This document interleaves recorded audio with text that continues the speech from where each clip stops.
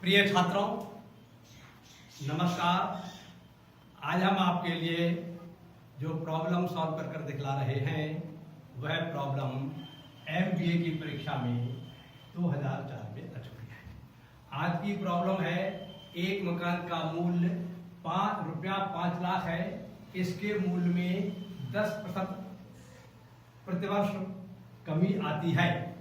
कितने वर्ष बाद इसका मूल्य 3,64,500 हो जाएगा।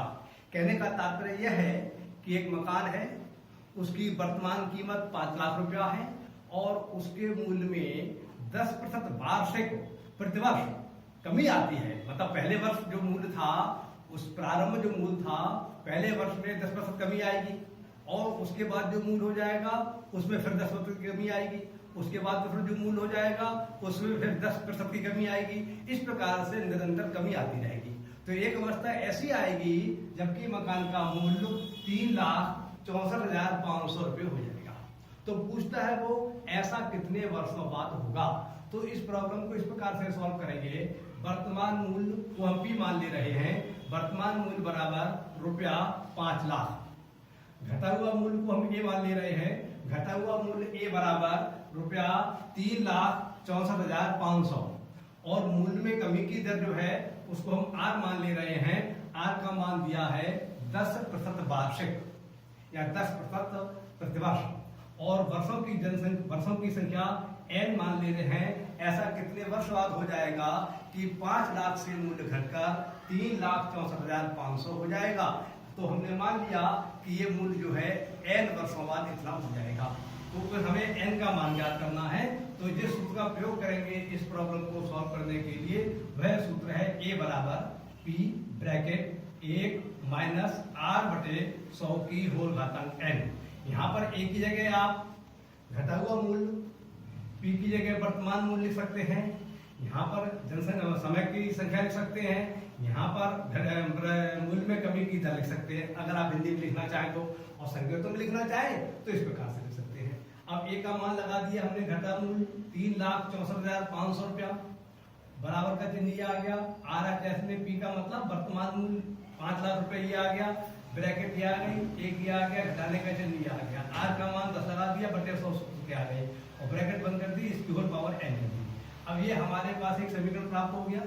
इस समीकरण की सहायता से हम N का मान ज्ञात कर लेंगे। जब हमें N का मान ज्ञात हो जाएगा तभी हमारा प्रश्न हल हो जाएगा।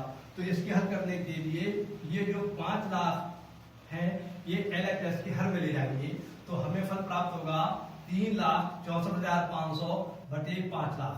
और ये जो आपके लिखे हैं 1 माइनस 10/100, इससे ये काट देंगे तो फल प्राप्त होगा 1 माइनस 1/100 और इसको जब एलसीएम लेके हल करेंगे तो फल प्राप्त होगा 10 माइनस 1/10 अर्थात 9/10।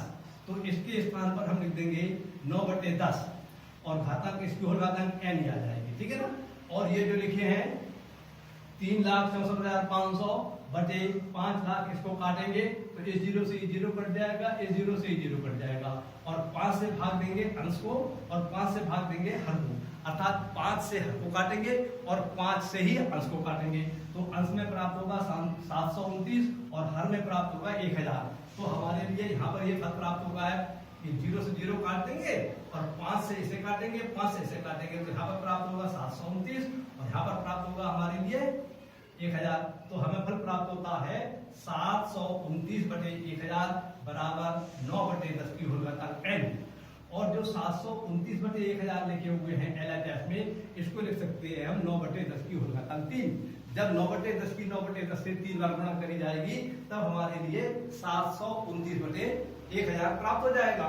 इसलिए इस LHS के लिखे हुए 729/1000 को हमने लिख दिया LHS में 9/10 की होल घातांक 3, RHS में लिख दिया बराबर 9/10 की घातांक N।